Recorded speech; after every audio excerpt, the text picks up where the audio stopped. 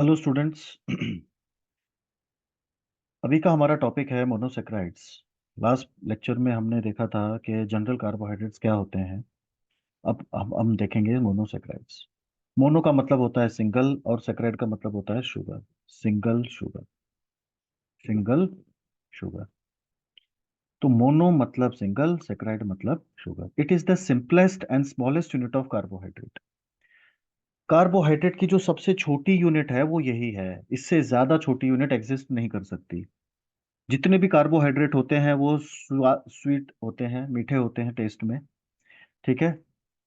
Then they are soluble in water. पानी में soluble होते हैं सभी मोनोसेक्राइड्स। इनका जो फॉर्मूला है दैट इज CnH2nOn। इसका मतलब क्या है कि कार्बन और ऑक्सीजन सेम मात्रा में होंगे और हाइड्रोजन उनसे डबल होंगे। Example C6H12O6। अब ये ग्लूकोज का फॉर्मूला है। Glucose is a monosaccharide, glucose is a monosaccharide. तो इसमें कार्बन और ऑक्सीजन का नंबर सेम है और हाइड्रोजन उससे डबल अमाउंट में है। सिंपल है।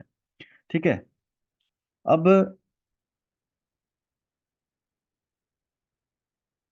यस, अगला पॉइंट है it can not hydrolysed further. आप इसको ब्रेक नहीं कर सकते और ज्यादा आप इसको स्मॉलर यूनिट में डिवाइड या ब्रेक नहीं कर सकते। All monosaccharides have free an aldehyde group. They are free an aldehyde group. इसीलिए वो क्या है, रिड्यूसिंग शुगर है। Reducing sugar. अब आगे बढ़ने से पहले हम देखते हैं कि रिड्यूसिंग शुगर क्या होता है। रिड्यूसिंग शुगर का मतलब है कि ये वो शुगर होती हैं जो क्यूप्रिक को क्यूप्रस आयन में कन्वर्ट करती हैं और ये आयंस प्रेजेंट होते हैं बेनेडिक्ट और फेलिंग सॉल्यूशन में। बेनेडिक्ट और फेलिंग सॉल्यूशन क्या एक केमिकल होते हैं जो लेबोरेटरी में पाए जाते हैं और इसका इस्तेमाल किया जाता है शुगर डिटेक्ट करने के लिए। ठीक है। तो जब हमने शुगर को सोल्यूशन में डाला तो उस सोल्यूशन के अंदर जो क्यूप्रिक आयंस हैं, कॉपर के क्यूप्रिक आयंस है, उसको वो कन्वर्ट करेगा क्यूप्रस आयन में और कन्वर्ट कर करके रेड कलर आ जाएगा। ठीक है। तो रिड्यूसिंग शुगर जो है वो रेड कलर देती हैं बेनेडिक्ट और फेलिंग सॉल्यूशन में, जबकि नॉन रिड्यूसिंग शुगर कोई कलर नहीं देती। There is no colour reaction. तो ये पहला समझ में आता है कि भाई reducing sugar can change colour in Benedict और Fehling solution, but in case of non reducing sugar they do not show any colour change. ये था पहला पॉइंट। दूसरा, they are having free aldehyde and free ketone groups. तो जो reducing sugar होती हैं उसमें अल्डिहाइड और फ्री अल्डिहाइड ग्रुप होता है और फ्री कीटोन ग्रुप होता है। और यही फ्री अल्डिहाइड और कीटोन ग्रुप कल इस क्यूप्रिक को क्यूप्रस में कन्वर्ट करता है। ठीक है। जबकि नॉन रिड्यूसिंग में कोई भी ग्रुप फ्री नहीं है, इसीलिए वो कोई रिएक्शन शो नहीं करता है। अब आते हैं एग्जाम्पल पे। तो जो रिड्यूसिंग शुगर है, जितनी भी मोनोसेक्राइड है वो सब रिड्यूसिंग शुगर में आ जाएंगी, जितनी भी मोनोसेक्राइड है। फिर माल्टोज और लैक्टोज, ये डाइसेक्राइड का पार्ट है। ये डाइसेक्राइड है, ये भी रिड्यूसिंग है। ठीक है। अब आते हैं नॉन रिड्यूसिंग पे। तो जो नॉन रिड्यूसिंग शुगर है वो है पॉलीसेक्राइड्स। जितनी भी पॉलीसेक्राइड्स हैं, चाहे वो किसी भी टाइप के हैं, दे आर नॉन रिड्यूसिंग। और सुक्रोज, ये एक इंपॉर्टेंट क्वेश्चन है कि sucrose is the only disaccharide which is non reducing. Sucrose is the only disaccharide which is non reducing in nature. Simple है। ठीक है। तो रिड्यूसिंग और नॉन रिड्यूसिंग का मतलब आप समझ गए होंगे। तो रिड्यूसिंग होने के लिए free aldehyde free ketone group चाहिए। दूसरा, दूसरा क्या होना चाहिए, यही फ्री एल्डिहाइड और कीटोन ग्रुप क्या करेंगे, जो क्यूप्रिक आयंस हैं फेलिंग्स और बेनेडिक्ट सॉल्यूशन के अंदर, उस क्यूप्रिक आयंस को क्यूप्रस में कन्वर्ट कर देंगे और रेड कलर आ जाएगा। बात खत्म। आगे देखते हैं।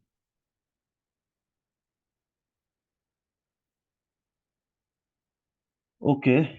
तो देर आर 20 नोन पॉलीसेक there are 20 known monosaccharides that occurs naturally. ठीक है। तो नेचर में 20 से ज्यादा अमाइनो एसिड, सॉरी, मोनोसेक्राइड्स पाए जाते हैं। तो अब हम इसका क्लासिफिकेशन देखते हैं कि मोनोसेक्राइड्स कितने टाइप के होते हैं। तो इसका जो पहला क्लासिफिकेशन है वो है नंबर ऑफ कार्बन के आधार पे। तो अगर मान लीजिए मोनोसेक्राइड के अंदर 3 कार्बन है, अगर मोनोसेक्राइड में 3 कार्बन है तो इसे कहेंगे ट्रायोज मोनोसेक्राइड। इसे क्या कहेंगे, ट्रायोज मोनोसेक्राइड कहेंगे। अगर मान लीजिए मोनोसेक्राइड में 4 कार्बन है तो टेट्रोज, 5 है तो पेंटोज, 6 है तो हेक्सोज और हेप्टोज। 3 से कम नहीं हो सकते। किसी भी मोनोसेक्राइड में 3 से कम कार्बन नहीं हो सकते। 7 से ज्यादा हो सकते हैं, लेकिन हमारे सिलेबस में हम 7 तक ही पढ़ते हैं। ठीक है, 7 से ज्यादा पॉसिबल है लेकिन 3 से कम पॉसिबल नहीं है। तो अगर कोई आपसे पूछे कि सिंपलेस्ट मोनोसेक्राइड कौन से हैं, तो ट्रायोज। सबसे छोटे और सब simplest monosaccharide are the triose monosaccharide having 3 carbon. ठीक है, तो ये हो गया एक क्लासिफिकेशन। तो कैसा हुआ था classification? On the basis of number of monosaccharide, monosaccharide के नंबर, कार्बन के आधार पे, कि नंबर ऑफ कार्बन कितने हैं उसके आधार पे मोनोसेक्राइड कितने टाइप के हैं, 1 2 3 4 5 टाइप के हैं। ट्रायोस, टेट्रोस, पेंटोस, हेक्सोस, मोनोसेक्टोस। अब आते हैं कि मोनोसेक्राइड में फ्री ग्रुप कौन सा है।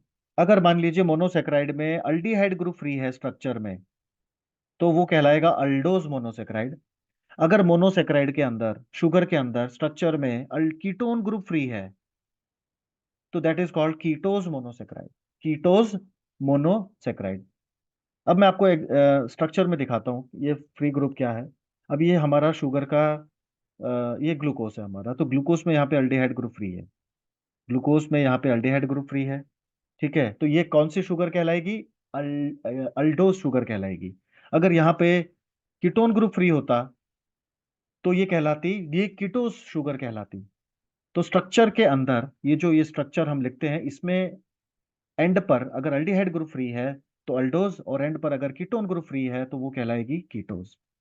ठीक है, तो बिल्कुल कंफ्यूजन का इसमें कोई वो नहीं है, सिंपल चीज है एकदम। आगे देखते हैं हम लोग। यस, तो अब हम क्या करेंगे, इन दोनों चार्ट को मिक्स कर देंगे, एक साथ हम इसको कंसिडर करेंगे तो हमारा ये चार्ट बनेगा। तो यहाँ पे हमने कार्बन के नंबर लिख दिए, 3 carbon, 4 carbon, 5 carbon, 6 carbon, 7 carbon. और यहाँ पे हमने लिख दिया कौन सा ग्रुप फ्री है, अल्डोज है या कीटोज है। तो अल्डोज और कीटोज। तो जो 3 कार्बन शुगर है, जो 3 कार्बन मोनोसेक्राइड है, वो अल्डोज भी हो सकता है, कीटोज भी हो सकता है। ठीक है, और 4 कार्बन शुगर, 4 कार्बन मोनोसेक्राइड, वो अल्डोज भी हो सकता है, कीटोज भी हो सकता है। इसी तरीके से 5 कार्बन अल्डोज भी हो सकता है, कीटोज भी हो सकता है। 6 कार्बन मोनोसेक्राइड अल्डोज भी हो सकता है, कीटोज भी हो सकता है। और 7 कार्बन मोनोसेक्राइड भी अल्डोज और कीटोज हो सकता है।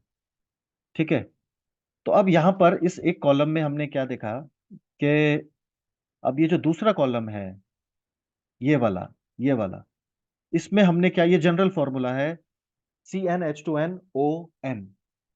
तो अगर मान लीजिए हम कार्बन का नंबर 3 लेते हैं, तो हम इस n की जगह पे 3 डालेंगे तो ये फॉर्मूला आ जाएगा, तो C3H6O3। इस फॉर्मूला में n की जगह पे हमको ये नंबर डालना है कार्बन का। ठीक है, तो ये आ गया, तो ये जनरल फॉर्मूला है ट्रायो शुगर का, C3H6O3।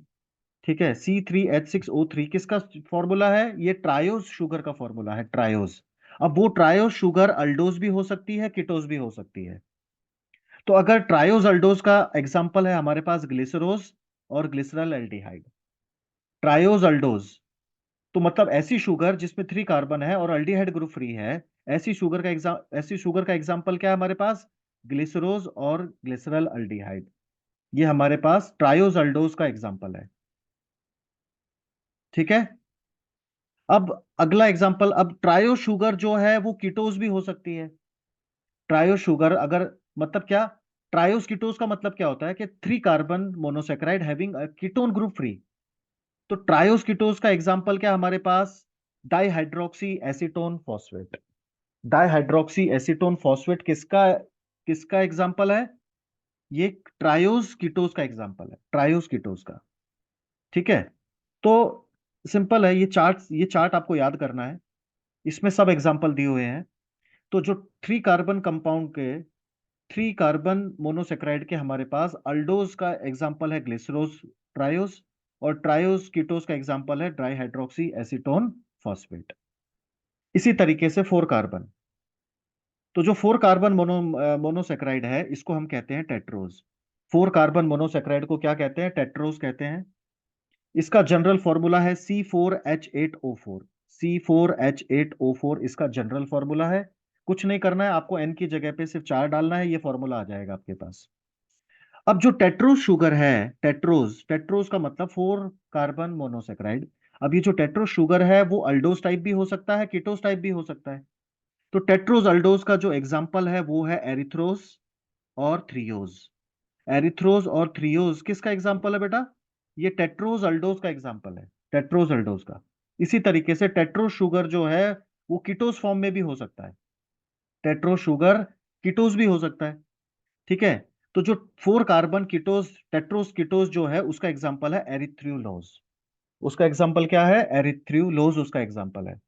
इसी तरीके से वो 5 कार्बन पे आ जाते हैं हम लोग। तो 5 कार्बन शुगर को कहते हैं पेंटोज। 5 कार्बन मोनोसेक्राइड को क्या कहते हैं? पेंटोज कहते हैं, पेंटोज मोनोसेक्राइड। इसमें क्या करना है? आपको कुछ नहीं करना है, फॉर्मूला के अंदर 5 डाल देना है तो आपको ये फॉर्मूला आ जाएगा, general formula of pentose sugar. General formula of pentose sugar that is C5H10O5। C5H10O5। अब ये जो पेंटोज शुगर है ये भी दोनों टाइप की हो सकती है, अल्डोज भी हो सकती है, कीटोज भी हो सकती है। तो जो पेंटोज अल्डोज है, पेंटोज शुगर जो अल्डोज टाइप है उसका एग्जांपल है राइबोज, डीऑक्सीराइबोज, जाइलुलोज, एराबिनोज। ये 4 एग्जांपल है यहाँ पे। तो these are the ribose, deoxyribose, xylose और अरेबिनोज। ये सब किसके एग्जाम्पल है बेटा? ये सब एग्जाम्पल है पेंटोज अल्डोज के, पेंटोज अल्डोज के एग्जाम्पल है। इसी तरीके से पेंटोज शुगर कीटोज भी हो सकती है, उसका एग्जाम्पल है रिब्यूलोज और जाइलुलोज। रिब्यूलोज और xylulose is the example of pentose कीटोज sugar.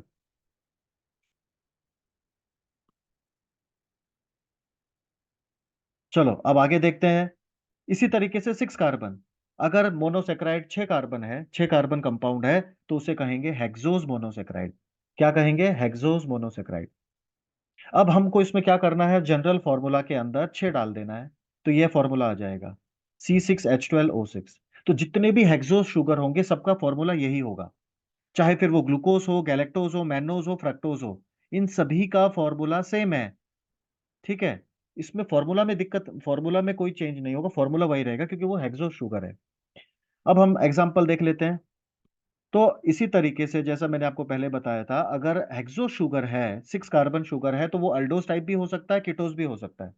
तो हेक्सोस अल्डोस का एग्जाम्पल है हमारे पास ग्लूकोस, जिसको हम डेक्सट्रोज भी कहते हैं, ग्लूकोज को ही डेक्सट्रोज कहते हैं। गैलेक्टोज, गैलेक्टोज को हम ब्रेन शुगर कहते हैं। फिर है मैनोज। ठीक है, ये मैनोज हो गया। तो ये सब किसके एग्जाम्पल है? हेक्सोज अल्डोस के एग्जाम्पल है। इसी तरीके से हेक्सोस कीटोस का एग्जाम्पल है fructose. Fructose is called laevulose. Fructose is called laevulose. Simple है। ठीक है,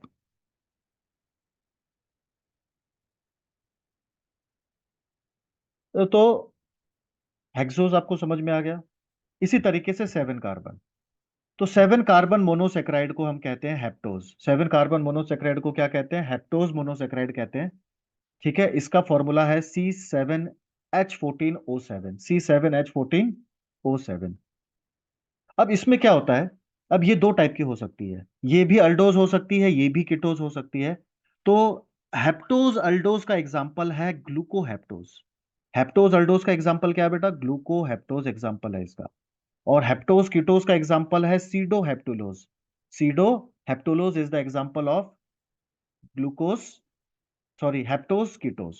it is the example of heptose ketose. इस तरीके से हमने मोनोसेक्राइड्स के टाइप देखे। तो मोनोसेक्राइड जो है वो बेसिकली सिंगल, इसमें सिंपलेस्ट कार्बोहाइड्रेट होता है। It is the simplest single unit of carbohydrate, simplest single unit of carbohydrate, simplest single unit of carbohydrate. इसमें नंबर कार्बन के अलग अलग हो सकते हैं। वो 3 कार्बन हो सकता है, 4 कार्बन हो सकता है, 5 कार्बन हो सकता है, 6 कार्बन और 7 कार्बन हो सकता है। उसमें अल्डिहाइड ग्रुप फ्री होगा तो वो अल्डोज कहलाएगा, और अगर कीटोन ग्रुप फ्री होगा तो कीटोज कहलाएगा। और ये जो सारे एग्जाम्पल हैं ये सब इन्हीं के एग्जाम्पल हैं। तो ये जो एग्जाम्पल है इनका फॉर्मूला यही रहेगा, चाहे वो अल्डोज हो या कीटोज हो। अगर ट्रायोज अल्डोज है या ट्रायोज कीटोज है तो इनका फॉर्मूला सेम रहेगा।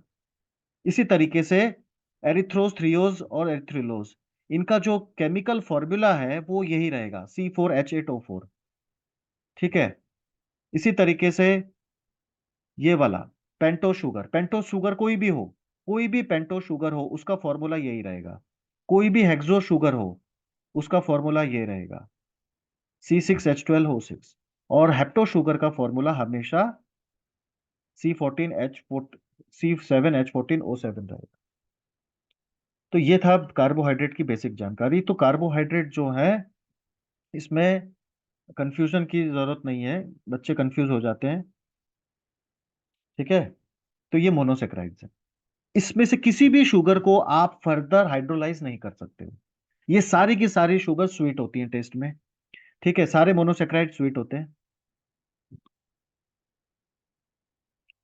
अब आते हैं स्ट्रक्चर पे। तो जो मोनोसेक्राइड्स का स्ट्रक्चर है वो हम ड्रॉ करते हैं, वो हम लिखते हैं। तो कैसे लिखते हैं? उसके दो तरीके हैं स्ट्रक्चर बनाने के। ठीक है, एक तो है open chain form. Open chain form एक, और इसी को स्ट्रेट चेन फॉर्म भी कहते हैं।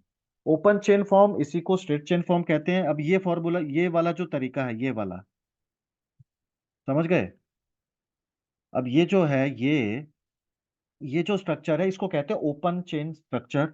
ओपन चेन फॉर्म या स्ट्रेट चेन फॉर्म भी बोल सकते हो, क्योंकि इसमें कहीं पे भी रिंग नहीं है। इसमें कहीं पे भी साइक्लिक कंपाउंड या रिंग कंपाउंड नहीं है। तो इस तरीके से अगर हम स्ट्रक्चर लिखते हैं मोनोसेक्राइड का, तो इसको हम कहते हैं स्ट्रेट चेन फॉर्म या ओपन चेन फॉर्म। अगर हम स्ट्रक्चर को रिंग फॉर्म में बनाते हैं, जैसे ये हो गया और ये हो गया, ये दोनों भी, ये वाला और ये दोनों, तो ये दोनों स्ट्रक्चर कहलाएंगे, दिस इज रिंग स्ट्रक्चर या साइक्लिक स्ट्रक्चर। रिंग स्ट्रक्चर या फिर साइक्लिक स्ट्रक्चर कहेंगे इसको। ठीक है, तो स्ट्रेट चेन फॉर्म समझ में आ गया आपको। अब अगला क्या है हमारा? रिंग स्ट्रक्चर और साइक्लिक फॉर्म। अब जो रिंग स्ट्रक्चर और साइक्लिक फॉर्म है, तो इसमें क्या होगा? एक साइक्लिक स्ट्रक्चर होगा, जैसे ये देखो आप। तो इसमें दो तरीके से होता है, एक होता है पाइरेनोज, एक होता है फ्यूरेनोज। इसके दो तरीके होते हैं स्ट्रक्चर को बनाने के, एक तो पाइरेनोज स्ट्रक्चर और फ्यूरेनोज स्ट्रक्चर। और ये जो स्ट्रक्चर था, ये जो नाम दिया था, ये दिया था हेवर्थ नाम के साइंटिस्ट ने। हेवर्थ नाम के साइंटिस्ट ने ये स्ट्रक्चर्स को डिस्कवर किया था। ठीक है, अब पाइरेनोज क्या होता है? पाइरेनोज, पाइरेनोज का मतलब होता है हेक्सागोनल स्ट्रक्चर। इसमें 5 कार्बन होते हैं, एक ऑक्सीजन होता है। जबकि फ्यूरेनोज का मतलब है पेंटागोनल स्ट्रक्चर। अब ये जो है, ये पेंटागोनल स्ट्रक्चर है, पेंटागोनल स्ट्रक्चर। और ये वाला जो स्ट्रक्चर है, ये है पाइरेनोज स्ट्रक्चर 6। ठीक है, तो पाइरेनोज स्ट्रक्चर,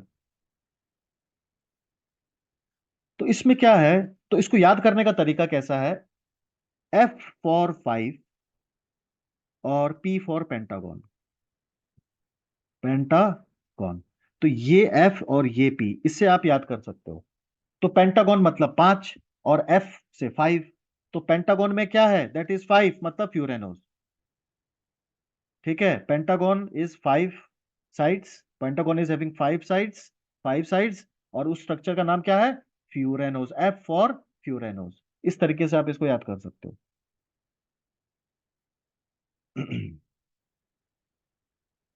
तो अब इसमें क्या है, जो हमारा पाइरेनो स्ट्रक्चर है, पाइरेनोस मतलब हेक्सागोनल, हेक्सागोनल। तो हम इसकी बात कर रहे हैं, ये वाली स्ट्रक्चर की बात कर रहे हैं। तो इसमें क्या है? 5 कार्बन है। तो 1 2 3 4 5, और ये 5 कार्बन रिंग के अंदर हो गए, एक ऑक्सीजन हो गया। समझ गए? तो ये हो गया हमारा हेक्सागोनल स्ट्रक्चर। अब इसी तरीके से पेंटागन में क्या होता है? ये जो पेंटागोनल स्ट्रक्चर की बात कर रहा हूं मैं, तो इसमें हमारे पास 4 कार्बन रिंग में होते हैं और एक ऑक्सीजन रिंग में होता है। तो 4 कार्बन कहाँ पे है? रिंग में। अब ये देखो, इसको थोड़ा बड़ा कर लेते हैं। तो ये हो गया पहला कार्बन, ये हो गया दूसरा, तीसरा, चौथा और पांचवा। तो रिंग में कितने कार्बन हो गए? 5। और छठा बाहर है, छठा रिंग के बाहर है, तो हमको रिंग के बाहर वाला कंसिडर नहीं करना है। और ये एक ऑक्सीजन है यहाँ पे, इस यहाँ पे कितने हैं? 1 2 3 4, एक ऑक्सीजन। तो पेंटागन में 4 कार्बन होते हैं, एक ऑक्सीजन होता है। जबकि हेक्सागन में क्या होता है? 5 कार्बन होते हैं, एक ऑक्सीजन होता है। इस तरीके से आप इसको याद कर सकते हो। ठीक है, अब आगे देखते हैं। अब ये दोनों ही स्ट्रक्चर, प्यूरेनोज और पाइरेनोज, ये अल्फा और बीटा टाइप में हम इसको लिख सकते हैं। तो अल्फा बीटा क्या है वो देखते हैं। सबसे पहले हम देखते हैं एनोमर्स क्या होता है। एनोमर्स, तो अगर कार्बन नंबर 1 पे, C1 कार्बन पे हाइड्रोजन का और OH ग्रुप का जो ओरिएंटेशन है, उसी को एनोमर कहते हैं। अब वो दो टाइप का हो सकता है, अल्फा और बीटा, अल्फा और बीटा। अब ये देखो, हमारे पास दो हमने ग्लूकोज लिखा है, ग्लूकोज का स्ट्रक्चर है। तो ये C1 कार्बन है, दिस इज C1 कार्बन। ये 2 कार्बन है, 3 4 5। ये कार्बन नंबर क्या है? 1 carbon, second carbon, three, four, five, और छठा है ये वाला। ठीक है, समझ गए? तो कार्बन नंबर यहां से शुरू होता है, यहां से। तो ये फर्स्ट कार्बन है। तो ये first carbon, second carbon, three, four, five, और छठा कार्बन बाहर की तरफ है। तो पहले कार्बन पे अगर ओ एच ग्रुप नीचे की तरफ है, अगर पहले कार्बन पे ओ एच ग्रुप नीचे की तरफ है, तो इसको कहेंगे अल्फा, अल्फा स्ट्रक्चर कहेंगे। अब वो कोई भी शुगर हो तो वो हो जाएगा। अब ये ग्लूकोज है तो अल्फा ग्लूकोज। तो अगर C1 कार्बन पे ओ एच ग्रुप नीचे की तरफ है तो इसको कहते हैं अल्फा ग्लूकोज। और अगर C1 कार्बन, ठीक है, अब ये पहला कार्बन है, फर्स्ट कार्बन, ये दूसरा, तीसरा, चौथा, पांचवा और छठा। तो पहला जो कार्बन है, पहला कार्बन, इस पे अगर ओ एच ग्रुप ऊपर की तरफ है, ओ एच ग्रुप अगर ऊपर की तरफ है, तो इस स्ट्रक्चर को कहते हैं बीटा ग्लूकोज। इस स्ट्रक्चर को क्या कहते हैं? बीटा ग्लूकोज कहते हैं स्ट्रक्चर को। अगर ये कोई और शुगर होता तो उसका नाम लगा देते, जैसे अल्फा मैनोज, बीटा मैनोज, कुछ भी ऐसा, कोई भी मोनोसेक्राइड के ऊपर आप ये एप्लीकेबल कर सकते हो। फर्स्ट कार्बन पे OH नीचे है तो अल्फा, OH ऊपर है तो बीटा, इसी को कहते हैं एनोमर। ये दोनों क्या ये दोनों किस में आ जाएंगे? एनोमर्स में आ जाएंगे। ठीक है बेटा, तो ये क्या हो गया? एनोमर्स के टाइप हो गए। ओके, तो एनोमर्स दो टाइप के होते हैं, अल्फा और बीटा। तो उम्मीद है आपको समझ में आया होगा। अगला देखते हैं, अगला है एपीमर्स। एपीमर्स क्या होते हैं? एपीमर्स, जैसा अभी हाइड्रोजन का और OH का ओरिएंटेशन ऊपर नीचे था, इसी तरीके से अगर हाइड्रोजन का और OH का ओरिएंटेशन सेकंड, थर्ड और फोर्थ कार्बन पे बदल जाए तो वो एपीमर कहलाएगा।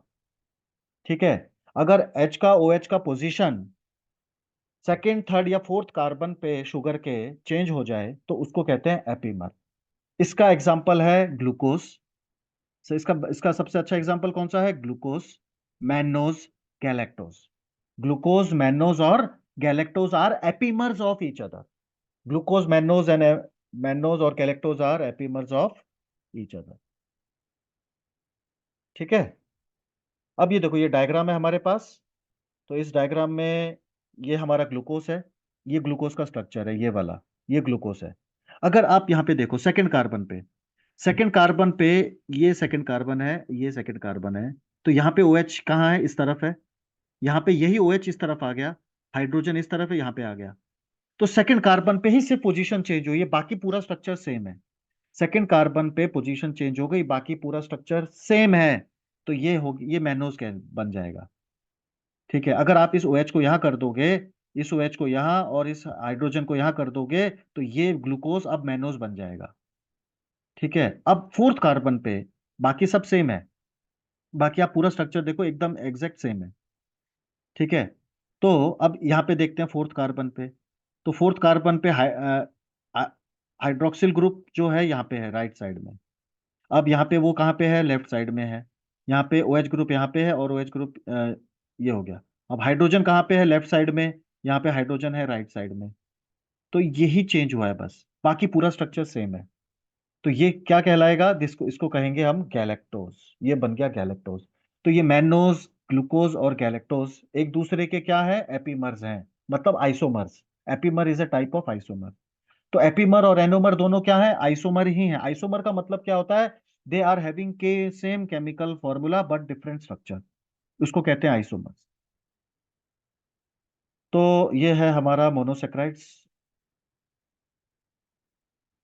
उम्मीद है आपको समझ में आया होगा। सिंपल, बहुत टॉपिक बहुत ज़्यादा सिंपल है। और ऐसे ही छोटे छोटे टॉपिक्स पे वीडियोस बनेंगे ताकि ज़्यादा वीडियो लंबा ना हो। धन्यवाद।